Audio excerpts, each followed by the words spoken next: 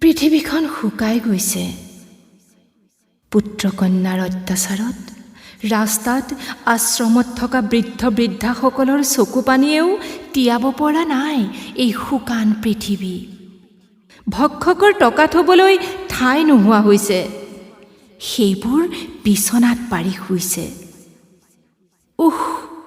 কি কষ্টকৰ সিহঁতৰ জীৱন।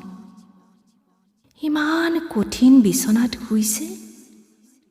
খেৰৰ বিচনাত কোলাৰ টোক বুকুচাৰ টোক সাবত মাৰি ধৰি আধা পেটিকৈ শুই থকা এচামে সুখনিদ্ৰাত মগন হৈছে। কাৰণ সিহঁতৰ দাং দিবলৈ দুৱাৰেই নাই, সেয়ে সাৰে থকাৰো কথা নাই। বাছাহঁত, ৰাতিটো আৰামত শুই ল। পুৱা উঠি তহঁতে কান্দিব লাগিব ভোকত। ঘৰত খুদকণ এটাও নাই। সিহঁতৰ দৰে হাজাৰ হাজাৰৰ চকুপানীয়েও তিয়াব পৰা নাই এই শুকান পৃথিৱী।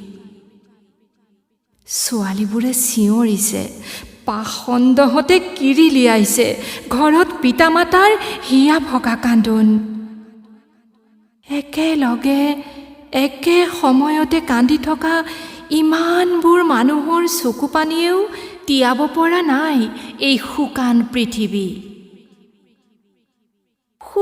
যে নাওখন গৈ আছে, সেইখিনিতে আছিল আমাৰ ঘৰ। ডাঙৰ ঘৰ, ভঁৰালত ধান, বাৰীত আম কঁঠাল। সেইবোৰৰ লগতে আই পিতাই গুচি গ'ল, আমাক নাৱলৈ দলিয়াই দিলে। এতিয়া চকু মুদিলেই আই পিতাইক দেখোঁ। হোটেলত আনৰ ঘৰত কাম কৰোঁ আৰু মনে মনে কান্দোঁ। সিহঁতৰ চকুপানীয়েও তিয়াব পৰা নাই এই শুকান পৃথিৱী।